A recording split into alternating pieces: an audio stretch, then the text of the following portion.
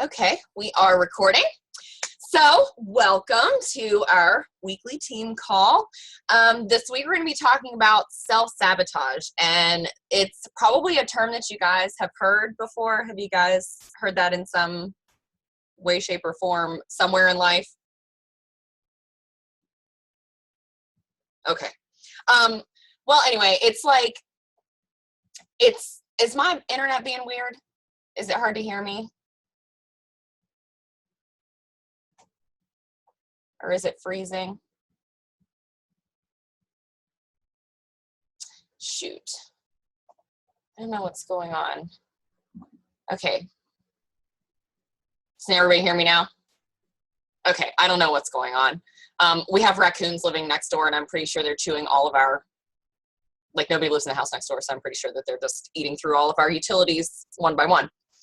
Anyway, okay, self-sabotage. So the basic, like, the best way that I can describe self-sabotage is, do you ever have a time where it seems like, you know, everything's going really great, everything's going just perfect, and you're like, wait a second, what's happening? When's the next bad thing gonna happen?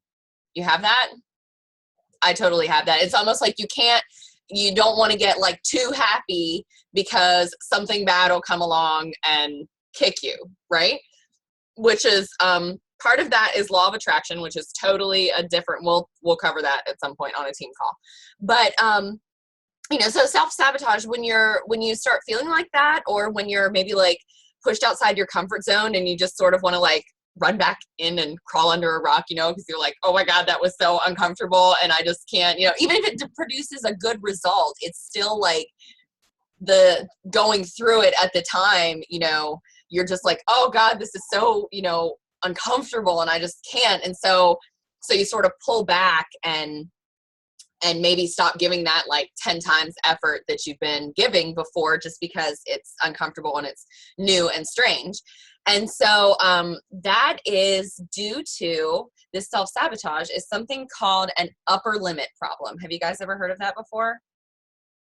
Okay, I hadn't heard of it either until I was actually listening to that Marie Forleo thing earlier this week and looking on her website about some different stuff that I've been freaking out about. But so an upper limit problem was coined by this author named Gay Hendricks, and he's got a book called The Big Leap, which is definitely going to be my next personal development read. We've got like an 8-hour plane ride coming up both ways in here in a couple weeks, so I'm going to definitely be delving into that one. But anyway, so your upper limit problem is basically, it's this theory that you have sort of this internal thermometer, right? And you've got success and wealth and happiness and love and intimacy and all those wonderful things that make life good and that we all sort of aspire to have, right? So the top level of those, where you're comfortable with those, that's the upper limit of your internal thermometer. Or you can think about it like a set of parallel lines, right? And there's these parallel lines, and in between those two lines, that's your sort of comfort zone where you're surrounded by friends and family and regular life activities. And anytime you either deviate outside of these parallel lines or you reach that upper limit of your internal thermometer, your ego kicks in and says, wait a sec, because what's the purpose of your ego? To protect you, right? I'm not talking ego like the one that makes you say like, I'm the shit. Not that one, but the one, you know, the one in your brain that makes you, you know, it sort of protects you and sort of acts as like an intermediary, because that's what gets hurt when somebody makes fun of you, or when you fall up the bleachers at a basketball game in front of a bunch of people and look like an a-hole, you know, like, yeah, that's your ego being like, oh, I'm so hurt, you know, and it sort of protects you from further embarrassment and hurt. So thermometer that you have, this internal thermometer, everybody's got a level that they're comfortable with as far as like, this is how much wealth I deserve. This is how much love I deserve. This is, you know, how much intimacy, how much happiness, whatever, you know, all those good things. So everybody's got a level with which, and this is all very subconscious. It's not like you sit around going, I am only worth $50,000 a year. You don't really do that. It's a subconscious thing. And so you don't always realize, but it's always something that's always working. So, and all of that stems from your childhood experiences and your experiences in younger life, and uh, a lot of, and not all of it. I mean, obviously you have experiences throughout your whole life that can drastically change, who you are and what your values are and that sort of thing.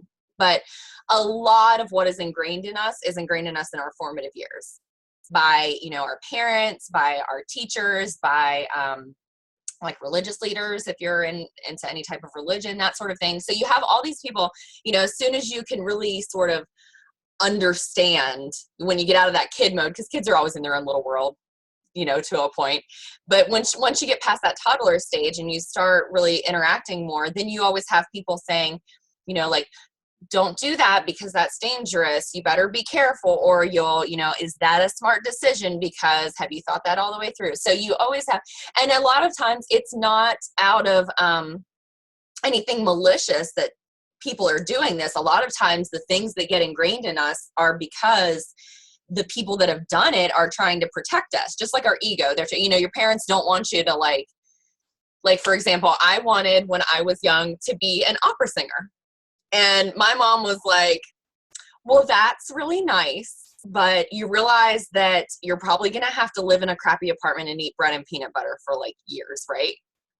And she didn't mean that to be mean, but she was just trying to protect me and show me, that not everybody can be a professional musician. And, she grew up very poor in a very working class, like didn't have running water in her house because she lived in a coal camp until she was in high school.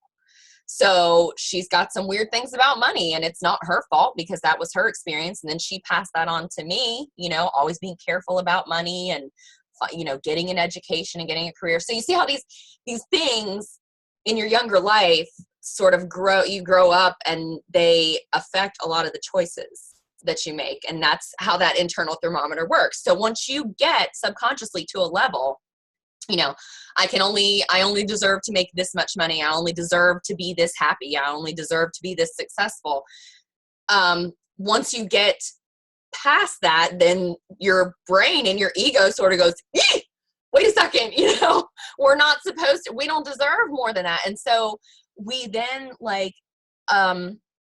sort of unconsciously start to do things that cause an opposite reaction to bring us back down to reality and where we are supposed to be according to our ego in our head. So that's how self-sabotage works. And it's really pretty interesting. I'm going to look into it a whole lot more. And I'm really excited to read that book and kind of get some insights as to, the different factors that can affect that and what you can do. But I recognized a lot of it in myself and in my conversations with you guys. I feel like whether you guys realize it or not, you can probably think of something too, right? As I was going along, like, oh yeah. So that's how I was when I was like listening to this podcast thing and reading through this thing, like, yeah, I totally do that. So the reason that this happens is because we're not ready like 100% to be fulfilled, because we just don't believe that it's possible. So we can, it's one thing to like dream about a life of XYZ, but like undoing years and years and years of ingrained things in your brain doesn't just happen overnight. So a lot of times we get stuck in these cycles of like, oh, I'm doing really great and overcoming, and I just can't quite get over that hump, and you fall back down, right? And it's so frustrating. And then you're like, well, maybe I really don't deserve, to be successful or to be happy. And it's this whole cyclical thing where we end up thinking that we're flawed, or we're not good enough, or we're just maybe not truly meant to do great things. That's for somebody else and not us. And, so it feels like you're always on the verge of like a life altering breakthrough, but you just can't quite get over that hump. And it's really, really frustrating. So, there's like four common ways that these manifest, because obviously your brain is not sitting there telling you, hey, you only deserve to make $50,000 a year. Hey, you only deserve to have like a boyfriend that's nice to you like 5 days a week, and the other 2 days your brain it's not saying that. So it manifests in, number one, fear and self-doubt. So your ego, like we talked about, it wants recognition. So we love, you know, when there's accolades or like monetary or, you know, rank advancements. Everybody's driven by different things, but your ego wants recognition, and then it also wants protection, and it wants, you know, protection from fear of the unknown and that sort of thing. So, you know, you might have like a really stellar month, and then the next month be like, oh gosh, why is this so hard? You know, maybe I was just lucky last month. Maybe, you know, maybe I'm not really that great of a coach and I just don't really know what I'm doing and whatever, you know. So it manifests in that. You start, the little voice in your head that talks to you all the time starts to get really negative and go way down. And I'll tell you guys, I'm getting ready to leave my full-time job and do this full-time, which is so exciting and so freaking scary. Like,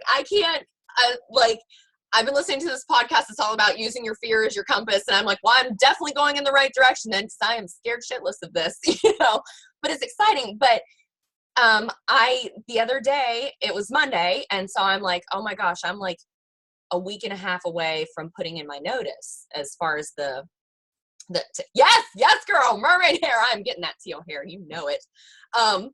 So I'm like a week and a half away from turning in my notice, and I'm, you know, kind of freaking out about it, but I'm like, yay, that's exciting and whatever. And I'm probably not going to stab any of my coworkers today because I'll just use that to get me through, you know? And then I did challenger check-ins, and 3 of my customers were like, oh, I need to cancel my account. You know? And I was like, for a minute, I was like, oh no, because then the voice in my head is going, well, you know, if they're going to cancel, probably other people are going to start canceling, and it's probably because you suck at coaching and you haven't been, you know, and there's just this whole thing, and it just went down and down and down and down. And I was like really having like a mini sort of panic attack at my desk, and I texted my success partner. And I was like, oh my God, help me. Like, is this just the universe testing me? And it will. That's the thing with the whole, you know, like what you put out to the world is what you get back. And when you put out there, there's, you know, opposing forces. And so if you've got something really, really good, the universe is going to push back with something bad to test your will. And I thought that was really woo-woo stuff when I first started doing this. And I'm like, the universe and putting shit out and whatever. No, it's so true. It is so true. So whether that's, you know, karma or fate or the universe, whatever you guys, you know, want to call it, it will test you. So, you know, the self-sabotage thing, you have to like stop that little voice because it'll just drag you right on down. Okay, so number 2, as far as manifestations, internal thermostat, like we talked about before, how much love, success, wealth, happiness.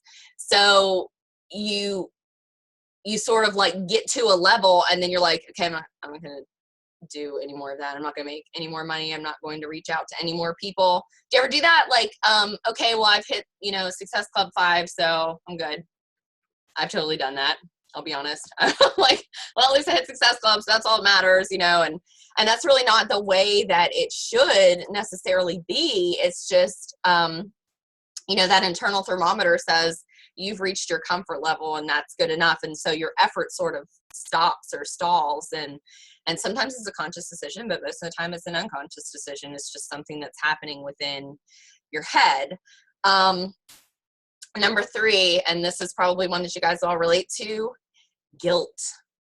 You feel guilty. Like you think, you know, a lot of times we think, especially in American society where we're so material driven, we're like things and, you know, recognition and that sort of stuff. So we think we'll be happier with like more things and better things and more money and, you know, that kind of stuff. And it's, you know, part of it's societal and part of it's just human nature that you want to keep up with the Joneses all the time.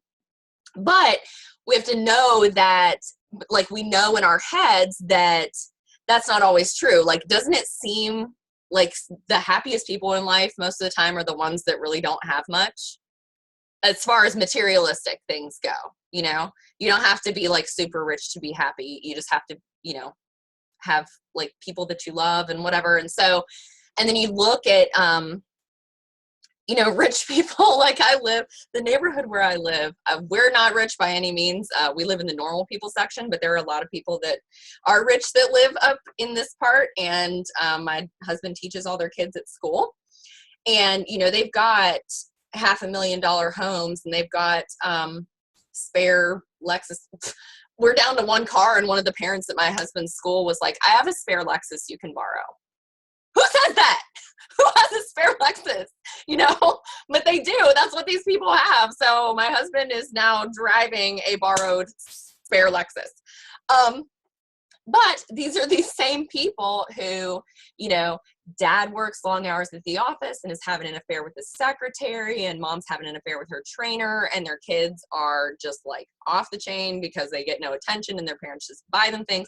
So, so it's like, when we start, we see all of these things and we know that money isn't necessarily the key to happiness, but then when we get it, we kind of feel a little guilty, even if we earned it, even if it's not, and it might not be something that we acknowledge, but just somewhere in there, you kind of feel like, it goes against your ingrained beliefs as far as money goes. Like, I know my parents would always say, like, well, we're not rich people. They would say that all the time. So to think now about, the possibility with this business of like being a 6-figure earner forever, all the time, I'm like, but am I? Because it's just something that's so ingrained, and something that, is, if I would ever hit that mark, when I hit that mark, I'll say that when I hit that mark someday, it's going to take an adjustment. And the whole time getting there is going to take, you have to constantly recalibrate your thinking, because you have all this ingrained stuff, and you feel guilty for having these nice things because of what you learned as a kid, and because of what society tells you and stuff like that. So, okay. So the fourth manifestation is getting sick. So, you get like, oh, I've got this, great thing starting tomorrow, and then you come down with a headache. Or, oh, I just started this awesome new program, and you pull a muscle or something like that. Do you guys find that happens sometimes too? Girl, I know. Yeah. So, you think, and you think about like, it's not like just localized to people like us. Look at celebrities. Let's talk about Britney Spears circa 2007, when she shaved her head and beat the shit out of that car with an umbrella and all that stuff. You remember that? Okay, so you think maybe there was a little bit of self-sabotage going on in there somewhere? Because she was wildly successful and, super rich, and she had kids, and I think she was going through a divorce at the time, but, she had a lot of accolades. I mean, tons of Grammys and best-selling albums and more money than God, and, a whole entourage of people and big houses and things, and there she was out there making a fool of herself in public. Or you see them, do drugs or drink drive or just do stupid things. That's all self-sabotage, because somewhere in there you feel like you don't deserve what you have. And so it, whether it's a sickness of like a headache, or whether it's a sickness of like a really bad addiction problem that develops, it's all a matter of, just this internalized stuff that says, I don't deserve this, so I should do something to make it not be there anymore. So, and everyone on the planet, the nice thing about this is that we're all jacked up. Everybody on the planet has varying degrees of this problem. There's not one person on this planet that doesn't have this somewhere. Some are better at dealing with it than others, but everybody has it, because everybody's been raised, with some sort of value that affects their life, that they have to deal with. So, but the nice thing is it can be overcome a lot of times, or at least, dealt with, managed, and that sort of thing, with a willing heart. You've got to be willing to work on it, and the right tools. So 3 really good ways to deal with self-sabotage. Number 1, understand that dealing with the upper limit problem is a necessary part of your journey. Like, you don't have to beat yourself up over it and say, oh my gosh, I keep self-sabotaging my work. And so I just suck at this and I'm just going to stop and I'm not going to work on it at all because I'll just never get past it. Like, you don't have to feel weak or bad or alone if you're struggling, because everybody struggles with it. We all do. And, that's what this community is here for. That's what this team is here for. That's what I'm here for. That's what your success partners are there for. We're all here to support each other. And it's not, for me, it would be way more embarrassing to totally flake out and have to quit the business and, be a lifelong failure than to have to reach out to someone and say, hey, I'm struggling a little bit with this. Can you help me? Like, that's momentary embarrassment. That's momentary ego bruising. Whereas giving up, you can't take that back. That's like lifelong ego bruising. So, so also with that, bringing self-awareness and compassion for yourself to the table. So like, you're not a terrible human being if you have some stuff that you're dealing with that you need help with, or that, that you're struggling with and can't quite seem to figure out. Like, it's okay. We all have that, but you have to like check your ego at the door at some point.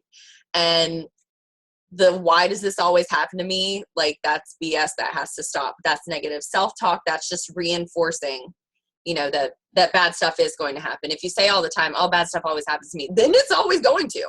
But what would happen? I mean, if you started saying, good stuff happens to me. I am really deserving of good stuff because I'm a nice person. The voice, what you repeatedly hear is what you believe. So that little voice in your head that talks to you all day long, that is what you hear more than anything, more than a spouse, more than a significant other, more than a boss, more than a friend, more than a mother. Yes, exactly, Stacey. The universe has your back, but what you're putting out there is what it's going to give you. So if you're, going around with this victim mentality that bad stuff is always going to happen to me, and that's just how it is, then yeah, it is going to be that way forever and ever. So you have to take the initiative to say enough is enough. And, I'm a good person and I'm trying and I'm doing my best and I'm going to be rewarded for that. And I struggle with that a lot, because my mom especially raised us to really be like, humble and that sort of thing. But you can be humble and still know that you're a good person and that you're doing good things. You don't have to be like out there trumpeting it to the world. As a matter of fact, you should not do that. You should just, just be a good person and let your actions speak for themselves. You don't have to go around telling everybody you're the shit like Kanye West does. Just live it. Just be the Beyonce, just do your thing and let everybody know how awesome you are just by doing it. Don't be the Kanye. So, okay. Yeah. So just understand and accept that dealing with it, and it's an ongoing thing. It's not like, okay, I've dealt with this one thing and now I'm good, because then at your next very successful spike, it's going to be back, because that upper level is always there somewhere. You're just moving it on up. You're just getting more comfortable with where the limit goes. So, okay. So, and that number 2, increase your tolerance for how good you're willing to have your life be starting right now.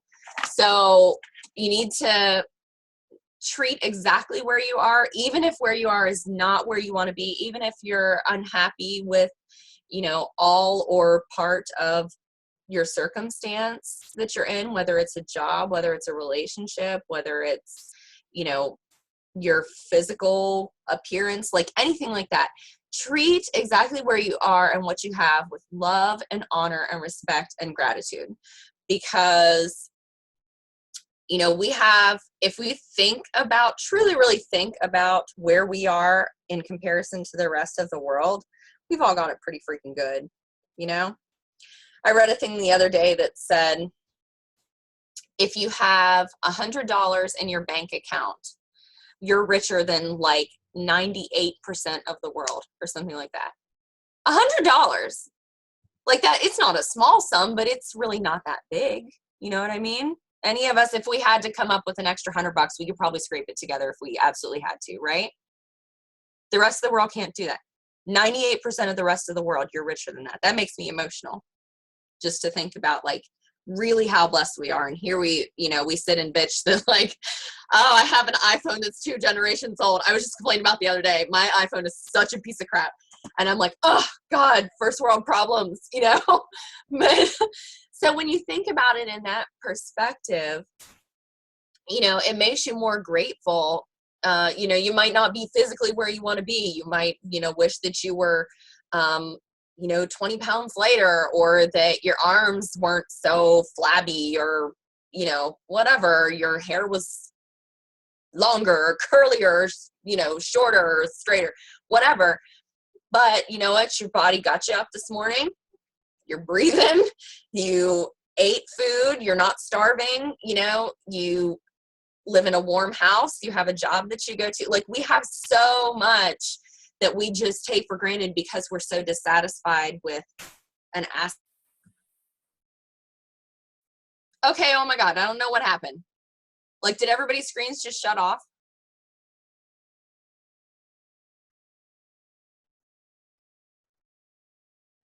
Is it back on? Can you guys hear me?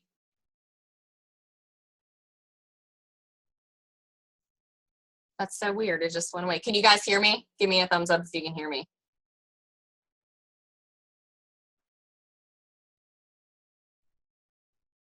Oh, this is so weird.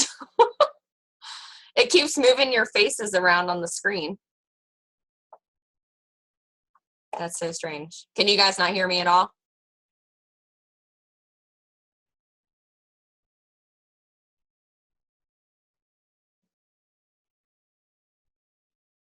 You can hear me now? Okay. Dude, I don't know what happened. It was like my, like, Zoom just went away, and then it came back, and then all of you moved places. Very strange. Anyway, but you know, it's been weird the last couple of times I've used it. So and it's not just this computer, it's like my phone and my laptop. So who knows? Anyway, so yeah, just being grateful, you know, for what you do have and where you are right now, like honoring that and respecting that, and understanding that just because it's where you are now doesn't mean that it's where you're going to be forever. And understanding that you have the absolute power to change that at any time. Like, that's in your hands. Nobody else in the world can take that from you. You have the power to change your life at any time. So something definitely to keep in mind. And you know, asking yourself, like, how, like, really, you know, how really successful do I want to be? Like, how much love do I really want to, you know, have? Examining that sort of thing, and then not just mentally examining it, but acting on it, you know, telling your friends and family that you love them and appreciate them, being grateful for the money that you have in the bank, and that sort of thing will make it that much easier to accept it as it comes along, because you're now associating all of that stuff with something more positive. Money's more positive, you know, relationships are more positive, success is more positive. Yeah. So, and then number 3, the last really good way to deal, go on high upper limit problem alert when good stuff starts happening. So as you're working through this, as you're working through the whole self-sabotage thing, and you start, you know, kind of getting things in order, when things start going better, pay extra attention to your, you know, your thoughts and your behaviors and your actions that you start taking. Because if the more self-aware that we can be, the better off we're going to be, because we'll learn to recognize, you know, what sort of behaviors that we're doing that are maybe holding us back. Like, I'll give you an example, you know, with me coming up on putting in my notice, and I'm freaking out a little bit.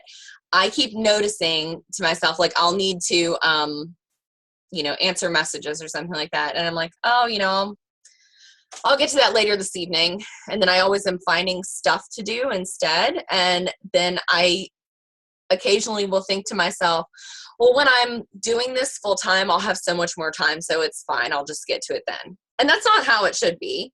You know, why should I not want to be super successful now? But I keep making the excuse of like, oh, I'm still working full time and like we're really busy this month because we're going before the Supreme Court and I've had a lot of overtime and I've had a lot of other things, you know. So it's easy for me to explain away what is probably most likely the fact that I'm freaking out that in, you know, 3 weeks, it's all on me. And I don't have, you know, that comfort of a corporate job to go to and the security of that corporate paycheck. And, you know, I mean, there are perks to having a corporate job, but there are perks to having your freedom too. So I noticed that and I'm trying to be better about it, but I know for sure that that's something. So just recognizing as things are starting to go well, you know, recognizing these limiting behaviors and doing your best to address them and go over them in your mind and you're reaching out for help if you need to. If you have something that you just can't really seem to get over, reach out to me, reach out to your success partner, reach out to the team. I mean, that's what we're all here for. And guaranteed there is somebody on the team that has been through what you've been through in some facet. When I couldn't get a hold of my success partner the other day, I'm like, okay, I'm going to message Mackenzie and Natalie and Kelsey and Kylie Goldstein because the 4 of them quit corporate jobs to do this full time. So they know how I'm feeling right now. When I was like, oh my God, all my customers are going to cancel on me and I'm not going to have any customers anymore. And, you know, I'm going to be poor. So, you know, so they're a resource. None of them are my success partners, but they're teammates. There's somebody that's been through what I'm experiencing right now, you know, and they've obviously come out on the other side just fine. So yeah, so just really really honing in on that and paying attention and recognizing it. And even if you don't have to necessarily accept it and then not do anything with it, but, you know, accepting that it's part of you and then making strides to address it and calm it down, so that you can move past it. I mean, that's the secret, you guys. That's it. And it's always there. You're always going to be battling with this at some level, but it is going to get easier the more that you know, make sure that your words and your behaviors line up with what you're saying out loud and what you're putting out to the universe and what you're wanting, you know, in your heart of hearts to happen. You know, you'll always be dealing with it, but you'll get so much better at it. It's just like riding a bike. You know, you learn how to do it and you suck at it at first, and then it eventually gets easier and it just becomes an automatic thing. So all right, so that's it. That's what was lighting me up this week. I'm really excited, and I know for sure that I have been super self-sabotaging recently, and I hope that you guys were able to get some insight and some inspiration out of this too. Does anybody have any questions or comments or anything you'd like to add? Go for it, Jen. I'll unmute you. Hold on. Okay, go ahead. Okay, I know that I'm not the only one on this call, but I feel like this is all addressed towards me because so much of this is true. And I know we've talked about things, and I'm really glad that this was the topic for this week's call because that helped a lot. Good. I'm so glad. And no, it wasn't directed just towards you. I've been struggling with it, and I know like in my conversations with other people on the team that other people have definitely been struggling with it too. So I'm really, really glad it was helpful. And we can definitely talk about it, you know, in more detail. You guys you're always welcome to set up a one-on-one call with me and we can strategize or just talk through or whatever. So. Sounds good. All right. Anybody else? Anything? All right. Well, I will put the recording up in the team page, and you know, if you guys have any questions or you need anything in the interim, just get a hold of me. All right. You guys, thank you so much. I'll see you guys later.